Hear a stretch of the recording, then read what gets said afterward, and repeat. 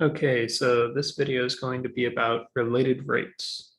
So related rates are relations between the rate of change of different variables, and most often they're related to problems concerning changes over time. So anytime that you have a certain amount of resource that's either increasing or decreasing over a certain period of time, and you want to know how that might change the either production or use of another resource over time, you can point to related rates and be able to use them in that way in order to be able to find a relation between the two and to solve for one in terms of the other. So let's look at an example. We have an example here called the sliding ladder problem.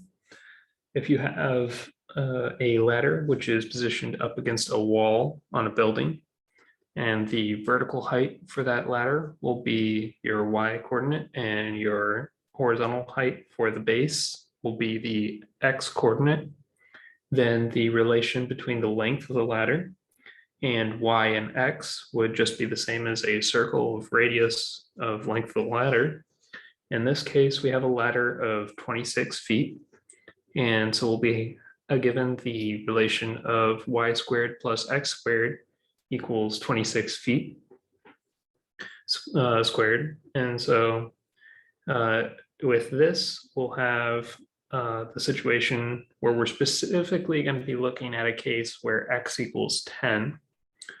And so 10 feet out for the base, and the height is decreasing at a rate of 2 feet per second. So if we have that information, we have everything we need to be able to find how fast the rate at the base is changing. So our goal for this problem is to find dx dt at x equals 10. So for this particular point in time that we're looking at, how fast is the rate of change for the base and how far is it moving over time? So the solution to this is to do implicit differentiation, which we talked about last time, to get a relation in terms of these dt's, if you will. So these derivatives with respect to time. And so we're going to implicitly differentiate with respect to time for all of these components of this relation that we were given at the beginning. And so we have d of y squared over dt plus d of x squared over dt equals d of 26 feet squared over dt.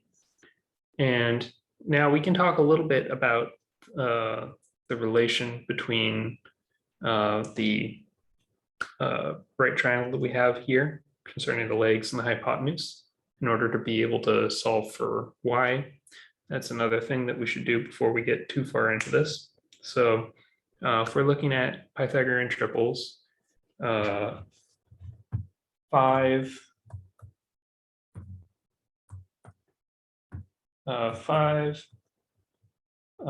12, and 13 is a Pythagorean triple.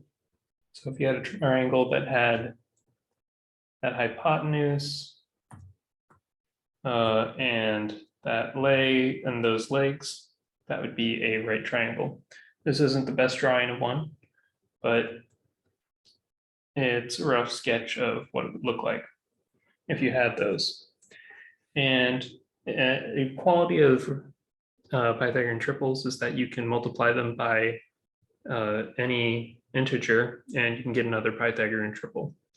So if we multiply this all by 2, we can see that we have the 10 and we have the 26, and our hypotenuse is the 26 and our 10 is one of the legs. So that means if we multiply our 12 by 2, we'll also get one of those legs.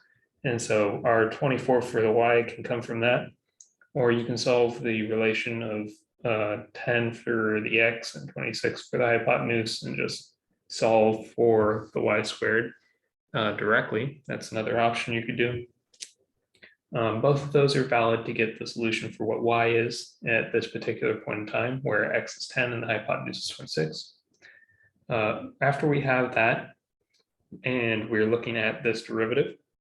The derivative, after we take each of these with respect to the derivative of time, we're going to see that we have 2 times y derivative of y with respect to time, or dy over dt, if you will, plus 2x times x taken with the derivative with respect to time, or dx over dt for that case. And it'll all equal 0 since this just happens to be a constant. There's no relation to either x or y with regards to what the length of the ladder is. The ladder doesn't care how high up it is or how far the base is. The ladder will always be a height of 26. And so the change with regards to the length of the ladder will be 0. So that's why we have 0 for this case again. And so this relation here allows us to solve in terms of dx dt. We can plug in 24 for the y, 10 for the x. We can plug in 2 feet per second for dy dt. And given all of this, we're able to say that once we solve for dx dt, that we get dx dt is -4 feet per second. And so that means that the ladder here, as y is decreasing, will push the x out at a rate of 4.8 feet per second. And so that's how you would solve for this particular related rates problem. You can also solve for it in general. It becomes a little bit more complicated, and it becomes slightly different depending on what the initial points would be. But it is possible to just say this is the general relation for our situation, and then you would know all of the cases for wherever you would want to place the ladder and wherever it would be falling at whatever rate.